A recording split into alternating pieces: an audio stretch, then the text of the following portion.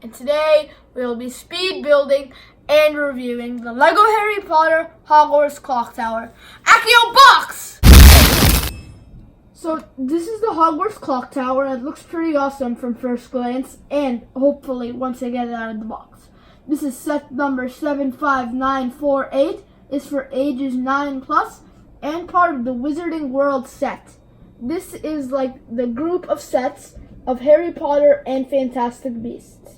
The Hogwarts Clock Tower is the Hogwarts Clock Tower. It's part of Hogwarts and in every book and movie.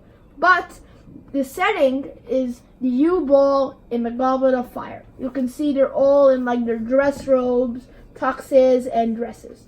The minifigures included in this are Harry, Ron, and Hermione, Victor Crumb, Fleur, Cedric Diggory, and Dumbledore and Madame Maxie.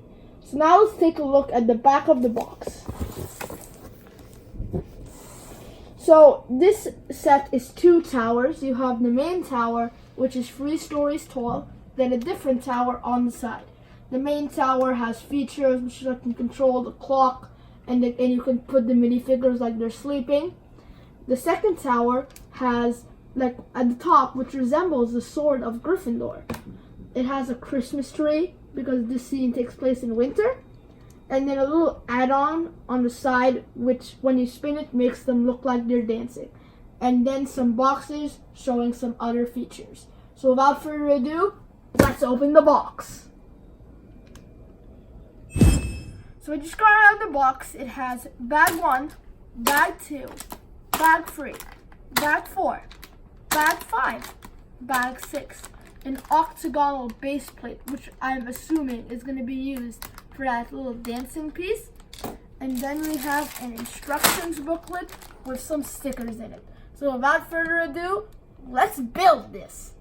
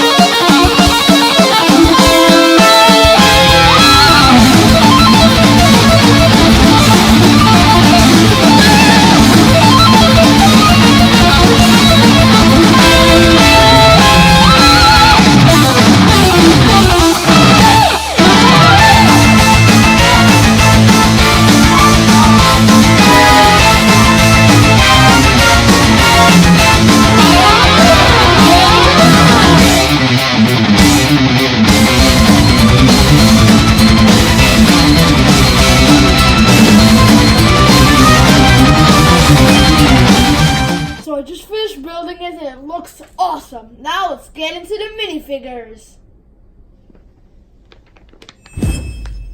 Starting us off, we have Harry Potter and his U-Ball tux. It is a pretty fine tux, as you can see. It has a white bow tie and a shirt under it. What's also pretty cool is that they gave it some wrinkles, which made it look like it's being worn by a human and not just plastic. Unlike most LEGO lines, the Harry Potter LEGO line has skin tone, face and hands, which as most Lego lines are just yellow. Let's take a look at Harry's face now. Harry's face, it has the iconic circle glasses and the scar. His hairpiece is designed so the scar can be shown. So, and he also has a double-sided face. He has this face, which I'm showing right now, which is like regular and a happy face. Then on the back, he has a determined and angry face. So let's bring in some other Harry Potter figures I have and compare. So here in front of the book 4 U-Ball Harry, we have Harry from all of the books in his Hogwarts uniform. Specifically in this one, the first book, because he has the children legs. In the first book, he does come with just a plain shirt in the Hogwarts logo looking, but it doesn't have the Gryffindor crest. So I changed it out and put the one with the Gryffindor crest. His hairpiece is different. It's all messed up, but it still has a tiny piece for the scar to show. So now let's move on to the books 2 and 3 one. You can see he is not in his Hogwarts uniform. He is wearing his casual wear, which is a jacket with a shirt under it, and he has the same face as the first one. What I also wanted to point out is that between books 1, 2, I have a different face between 3 and 4. As I showed earlier, Harry's two faces, the earlier Harry two faces, he had the regular one. Then on the back, instead of a determined one, he had a scared one.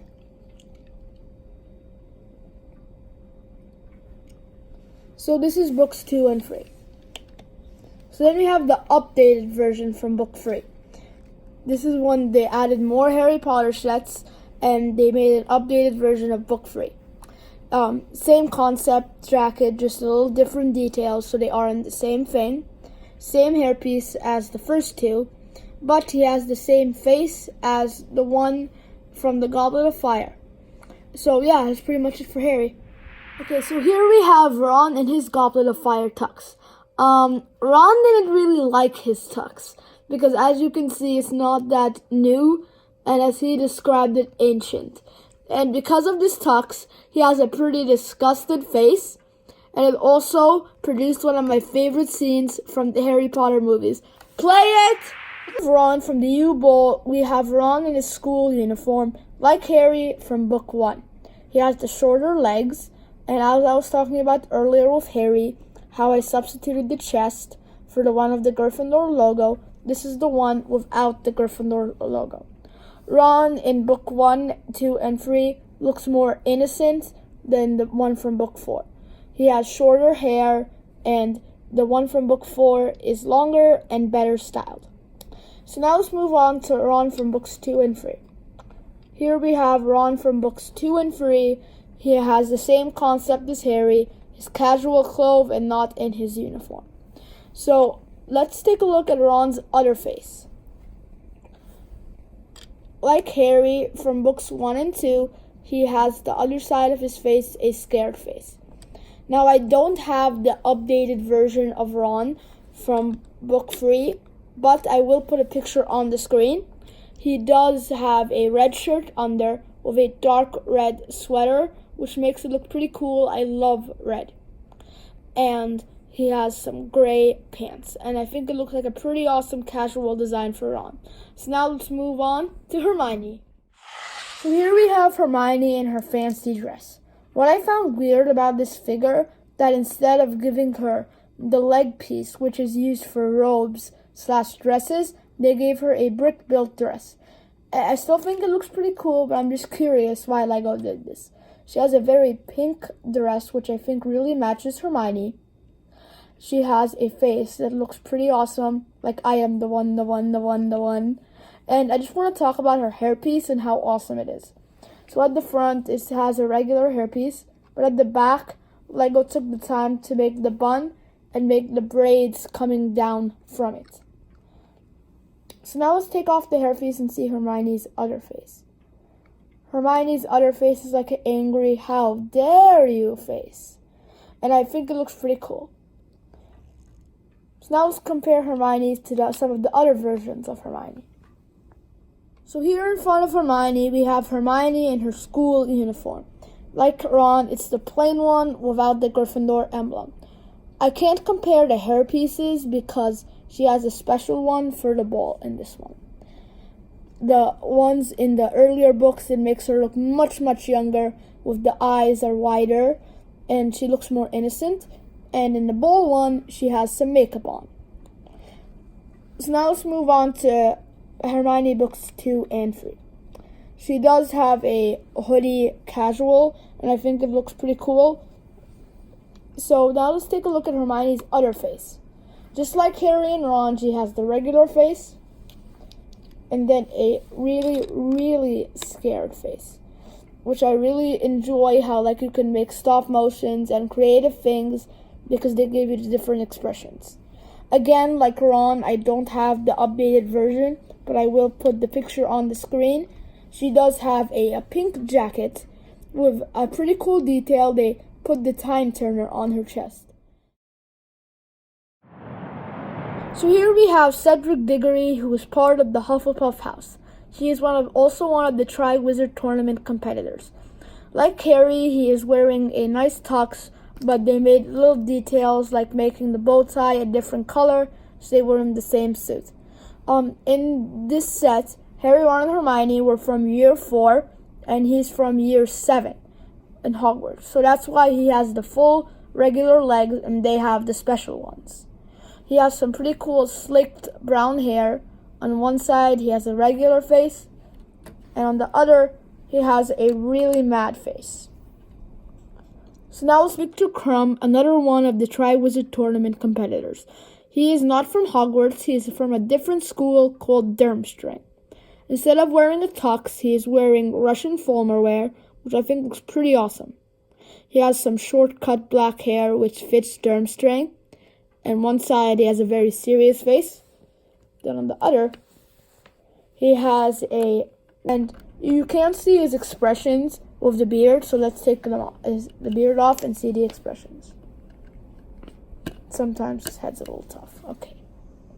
So on this side, we have a happy Dumbledore with his glasses and some. So here we have Fleur. She has a very simple silver dress with some flowers at the top. She also has some very blonde hair with a ponytail at the back. On her face, you can see that she is wearing makeup, but she's not really very happy. She also has a dual-sided face like all of the characters we've had so far, which is a scared face. So now let's move on to Madame Maxie. This is a pretty awesome figure, how Lego did really detailing. On the front, you can see it has the pink and white design, which I think is really awesome. Because she is a giant, she has the really long dress piece to indicate that. Fun fact, her hairpiece is the same mold as Nia's from Ninjago, but Nia's is black. On the regular face here, she has a regular expression. Then before I show you the other face, I want to show you the detail Lego did. This is also 3 parts. You can detach them so you can rearrange them. You have the main one, you have the smaller tower, and then you have the ball piece. So let's start with reviewing the ball piece. So this is the U-ball part of the clock tower.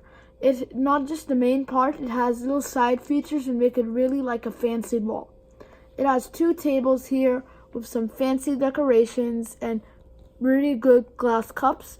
These took a little bit to build since everything was so small and they need to go on very precisely. Then over here we have a Christmas tree. It is a very simple Christmas tree, not really any ornaments, and then just a classic golden star on the top.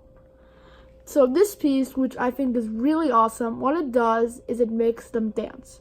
On these little circle pieces, you put the figures on, and when you spin one of them, the entire thing spins and makes them dance.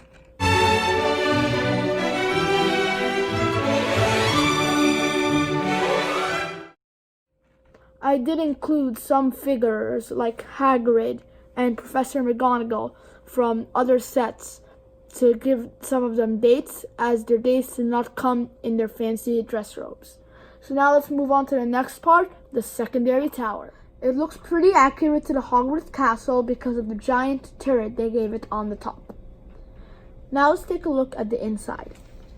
On the inside, on the first level, we have the pre-fit bathroom with the portrait of a mermaid. And we also have the bath, which Harry went in to go underwater and open the egg and get the second clue to the Triwizard Tournament. On the next level, we have Dumbledore's office. It has a chair, and the desk has a quill and a lot of other things on it. You have bookshelves all over the place, and then in the background, you have a sticker of the Sorting Hat and Dumbledore's Phoenix. Then at the very, very top, inside the turret, you have the sword of Godric Gryffindor. So now let's move on to the main castle. So here we have the main section and the Hogwarts clock tower. Over here it has a little archway which the characters can come in, and it's a door. And what I found weird is they didn't include an actual door, because in Hogwarts they have that. I really like the color scheme of the beige, the brick, and the gray that are mixed together. Now let's take a look on the inside. On the inside, on the bottom level, we have the Goblet of Fire, which I think Lego could have done better and make it grander. Then we have a trunk that can open and close. On the second level, we have Mad-Eye Moody's classroom. We have a student's desk over here, and some potions next to it. At the front, you have his teaching table where he keeps the stuff he's going to use in the lesson. Then over here, you have a blackboard that says Moody, and he's teaching them about the 3 unforgivable spells. At the top, you have some beds, which I'm assuming is the hospital, because in book 3, when they were in the hospital, Harry and Hermione started running, and it showed the inner gears of the clock. The bed, you can actually have minifigures lay down on them, and then they have side tables, which look really realistic. Over here we have this little crank, which when I crank it, moves the arms of the clock. So let me show you that. So I'm turning the gear right now, and the clock's hands are moving. And this is a pretty cool feature, so you don't have to manually adjust the clock when you want it to say different times. It also has some small turrets, which makes it a little like cherry on top. And overall, I think this set is one of the best Lego buildings Lego's ever made. And now a surprise for all of you. Before I made YouTube videos, I built the Lego Harry Potter Hogwarts Great Hall. The Great Hall, the Clock Tower, and the Hogwarts Whomping Willow connect to make Hogwarts. There is another variant of Hogwarts, which is a 6,000 piece set, which is all of Hogwarts, not 3 separate sets that you connect. Now my problem with the 6,000 piece set is that it is only compatible with little bitty minifigures, not even the regular ones. So that would be a waste because I couldn't use any of my minifigures in it, so it wouldn't be as nice. So let's connect these and see how it looks.